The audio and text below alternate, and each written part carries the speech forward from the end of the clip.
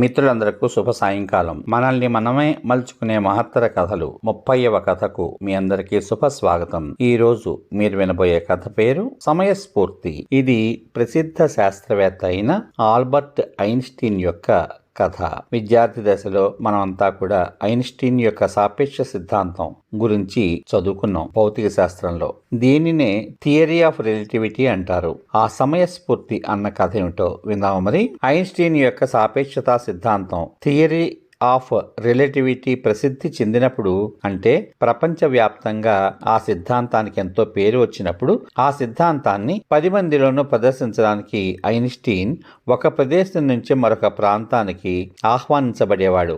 Einstein కారులో వెళ్లేవాడు కాబట్టి ప్రతి చోట అతనితో పాటు డ్రైవర్ కూడా ఉండేవాడు. ఐన్స్టీన్ ఆ సిద్ధాంతాన్ని ప్రజలందరికీ కూడా ప్రదర్శిస్తున్న సమయంలో అతని డ్రైవర్ చివరి వరుసలో కూర్చునేవాడు. ఒకరోజు తన కారులో ప్రదర్శన కోసం వెళ్తుండగా అతని డ్రైవరు ఐన్స్టీన్ తో ఇలా అన్నాడు: sir, me theory of relativity అంటే సాపేక్షతా సిద్ధాంతం ఎంత సరళంగా, ఎంత తేలిగ్గా ఉందంటే నేను కూడా దాని ప్రదర్శన ఇవ్వగలను. నేను ఎన్నిసార్లు విన్నానంటే మీ సిద్ధాంతాన్ని ప్రదర్శించేటప్పుడు మీరు వాడే ప్రతి పదం కూడా నాకు గుర్తుంది అని అన్నాడు. ఐన్స్టీన్ అది విని కలత చెందకుండా దానిని ఒక మెచ్చుకోలుగా తీసుకున్నాడు. సైన్స్ పరిజ్ఞానం ఏమాత్రం లేకపోయినా తన డ్రైవర్ కూడా భౌతిక శాస్త్రానికి చెందిన తన సిద్ధాంతాన్ని అర్థం చేసుకోగలిగాడు అని తెలుసుకుని ఎంతో సంతోషించాడు.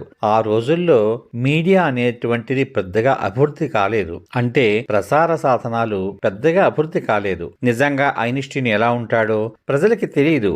ఐన్స్టీన్ తన డ్రైవర్తో, నా తర్వాతి ప్రదర్శనలో నువ్వు నా సాపేక్షతా సిద్ధాంతాన్ని ప్రదర్శించాలని నేను కోరుకుంటున్నాను అని చెప్పినప్పుడు డ్రైవర్ ఎంతో సంతోషంతో అంగీకరించాడు. ప్రదర్శనా స్థలానికి చేరుకున్నప్పుడు వారు తమ బట్టలు మార్చుకున్నారు. ఒక నిపుణుడైన శాస్త్రవేత్తలాగా డ్రైవర్ తయారయ్యాడు. ఐన్స్టీన్ స్వయంగా డ్రైవర్ వేషం వేసుకుని మరీ లోపలికి వెళ్ళాడు. చివరగా డ్రైవర్ వేదిక మీదకి వెళ్లి థియరీ ఆఫ్ రిలేటివిటీని ప్రదర్శించడం ప్రారంభించాడు. ఎవ్వరికి ఏమీ అనుమానం రాకుండా చాలా బాగా ఆ కార్యక్రమం సాగింది. ప్రదర్శన ముగిసిన తర్వాత ప్రశ్నోత్తరాల సమయం వచ్చింది. సహజంగా సందేహాలున్న వాళ్ళు ప్రశ్నలు అడుగుతారు కదా.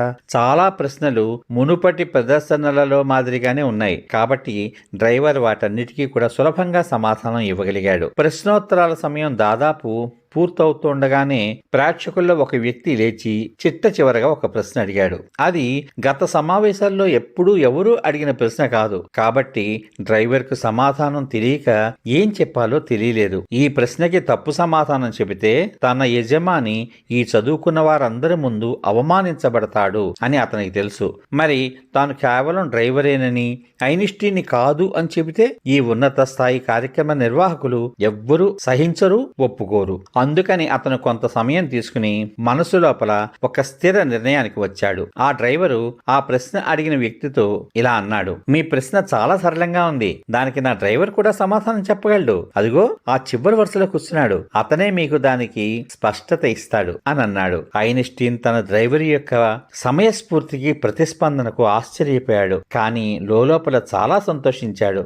లేచి వెళ్లి ఆ ప్రశ్నకు సమాధానం ఇచ్చాడు. ప్రదర్శన ఎటువంటి సమస్యలు లేకుండా హాయిగా ముగిసింది. కాబట్టి ఏదైనా ఒక క్లిష్ట పరిస్థితి మనకు వచ్చినప్పుడు ఎటువంటి తడబాటు, పొరపాటు లేకుండా సమయస్ఫూర్తితో ఆ పరిస్థితి నుంచి బయటపడే ప్రయత్నం మనం ప్రతి ఒక్కళ్ళు చెయ్యాలి అని ఈ కథ మనకి బోధిస్తోంది కదా. జీవితంలో అత్యంత క్లిష్ట పరిస్థితుల్లో కూడా మనం ఆగి మనసులో ఒకసారి పరిస్థితిని విశ్లేషించుకుని తదనుగుణంగా చర్య తీసుకుంటే కనుక చక్కటి ఫలితం ఉంటుంది అన్న సందేశాన్ని ఇచ్చినటువంటి ఈ కథ మీకు నచ్చితే మీ స్నేహితులకు, మిత్రులకు అందరికీ పరిచయం చేయండి, షేర్ చేయండి. మళ్ళీ మరొక మంచి కథతో రేపు కలుసుకుందాం.